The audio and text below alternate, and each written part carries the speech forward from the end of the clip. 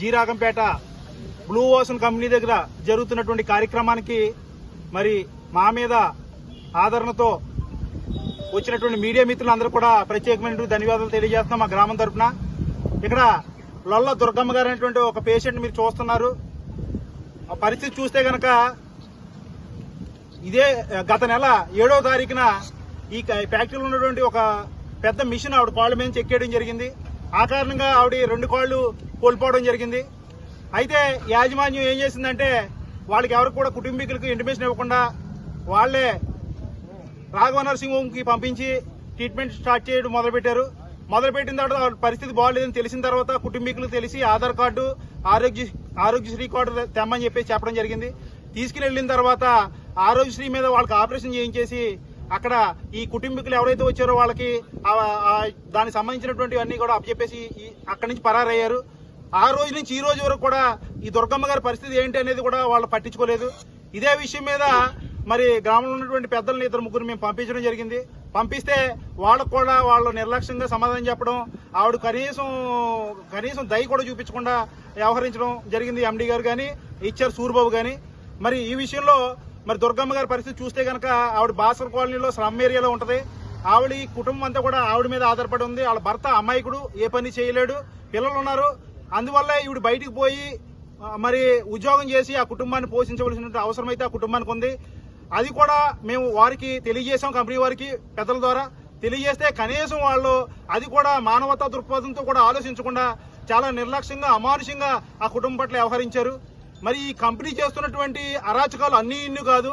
మేము చూసుకుంటే కనుక గతంలో పాత యాజమాన్యం ఉన్నటువంటి వర్కర్స్ అందరినీ కూడా 15 సంవత్సరాలు నిండితే మరి వాళ్ళకి అన్ని సౌకర్యాలు ఇవ్వాలి, గ్రాట్యుటీలు ఇవ్వాలి, వాళ్ళ జీతాలు పెంచాలి అనేటువంటి ఉద్దేశంతో 15 సంవత్సరాలు నిండిన ప్రతి ఒక్కరిని కూడా వాళ్ళు ఏదో కారణం చెప్పి మాన్పించేయడం జరుగుతుంది.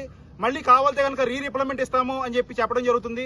మన గతంలో చూస్తే కనుక మరి మీ పేపర్లో న్యూస్ ఛానల్లో అన్నిట్లో వచ్చింది, ఒక 15 మందిని ఆపేయడం జరిగింది. తర్వాత మళ్ళీ రీసెంట్ గా మొన్న ఒక 83 మందిని ఆపేయడం జరిగింది, సీనియర్స్ అందరినీ కూడా. ఇదే కాకుండా బొగ్గు దించే కార్మికులు మానేస్తే వాళ్ళతో మళ్ళీ తిరిగి జాయిన్ చేసుకోవడానికి 50,000 రూపాయలు పెనాల్టీ కట్టుకుని మళ్ళీ జాయిన్ చేసుకున్నారు వీళ్ళు. ఇదే కాదు, వీళ్ళు చేసే అక్రమాలు, వీళ్ళు వాడే లాజిక్లు చూస్తే కనుక ప్రతి ఒక్కరికి మనకి నిజంగా చూడాలంటే పిచ్చెక్కుతుంది. అంత దారుణంగా ఉంటాయి వీళ్ళ లాజిక్లు. ఏంటంటే కనుక గ్రామ పంచాయతీ కట్టవలసిన పన్ను విషయంలో వీళ్ళు 2016 నుంచి కూడా అన్ని ఫ్యాక్టరీలు కూడా సమానంగా వేస్తే కనుక వీళ్ళు మాకు ఎక్కువ వేసేసారని చెప్పేసి కోర్టుకి వెళ్లి కోర్టును మేనేజ్ చేస్తూ ఈ రోజు వరకు కూడా పన్ను కట్టకుండా వీళ్ళు 2016 నుంచి ఈ రోజు వరకు కూడా సగం పన్ను కడుతూ మరి కోర్టును మేనేజ్ చేస్తా ఉన్నారు. మేము ఈ రోజు ఒకటే డిమాండ్ చేస్తా ఉన్నాము, మీ కారణంగా గ్రామంలో పోలీసులు మేము భరిస్తా ఉన్నాము. ఫ్యాక్టరీ వచ్చిందంటే మేము ఎందుకు సంతోషిస్తాం? ఉద్యోగాలు వస్తాయని, పంచాయతీకి ట్యాక్స్లు వస్తాయని, దాని ద్వారా గ్రామం డెవలప్ అవుతుందని, సిఎస్ఆర్ ఫండ్స్ ద్వారా గ్రామం డెవలప్ అవుతుందనే ఉద్దేశంతో మేము ఫ్యాక్టరీలు వస్తే సంతోషించి భూములు ఇస్తాం, పర్మిషన్లు ఇస్తాం, పోలీసులను భరించడానికి మేము సిద్ధంగా ఉంటాం.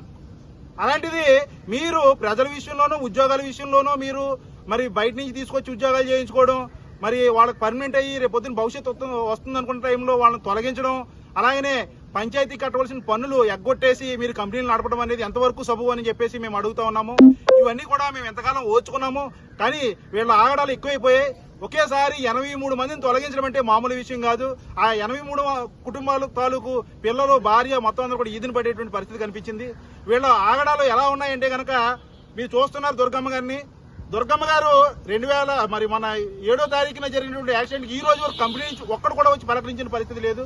ఈ రోజు మేమందరం కూడా ఆవిడ పరిస్థితి చూసి మేము చేయగలిగింది ఏంటంటే కనుక కంపెనీని మేము నిలదీసి మాట్లాడతామని చెప్తే కనీసం పొద్దున్న మేము 9 గంటలకి మేము వస్తామని కూడా వాళ్ళకి ఇంటిమేషన్ ఇచ్చాం, లెటర్ ద్వారా పంపించాం పంచాయతీ నుంచి, గ్రామ ప్రజల నుంచి కూడా. ఎండీ లోపలుండి కూడా ఈ రోజు వరకు ఇప్పుడు మేము వచ్చి పేషెంట్ ఇంత ఇలాగా పడిగాపులు కాస్తున్నా కనీసం మాట్లాడడానికి కూడా బయటికి రావట్లేదు. రమ్మంటున్నాడు, ఎవరిని ఒకరిని రమ్మంటున్నాడు. ఆల్రెడీ మేము గతంలో గ్రామంలో ఉన్నటువంటి పెద్దలు 3-4 పంపించాం. పంపిస్తే వాళ్ళకి ఎటువంటి సమాధానం చెప్పకుండా వాళ్ళకి కాపీలు టీలు ఇచ్చి మర్యాద చేసి పంపించేసినటువంటి పరిస్థితి కానీ న్యాయం జరగలేదు. కాబట్టి మేము ఒకటే కోరుతా ఉన్నాం, ఏది జరిగినా ఎండీ ఎక్కడికైనా రావాలి, మమ్మల్ని అందరినీ లోపలికైనా పంపించాలి. పంపిస్తే దీని మీద చర్చ జరుగుతుంది. లేదు అనుకుంటే కనుక ఎండీ దగ్గరికి ఒకళ్ళిద్దరు వెళ్ళాలంటే వెళ్లే పని కాదు. ఖచ్చితంగా మాకు ఈ రోజు కావాల్సింది ఏంటంటే కనుక తీసేసిన వర్కర్స్ అందరినీ తిరిగి జాయిన్ చేసుకోవాలి. పంచాయతీ కట్టవలసినటువంటి 2016 నుంచి కట్టవలసినటువంటి పన్ను ఏదైతే ఉందో అది కట్టాలి. దుర్గమ్మ గారి కుటుంబానికి న్యాయం జరగాలి. లోకల్ గా ఉన్నటువంటి వారికి టెక్నికల్ నాన్ టెక్నికల్ ఉద్యోగాలు ఇవ్వాలి. ఇవన్నీ జరిగే వరకు ఇక్కడ నుండి మేమైతే మా ఊరు ప్రజలందరూ కూడా ఇక్కడి నుంచి అయితే మాత్రం బయటికి వెళ్లే పరిస్థితి లేదు.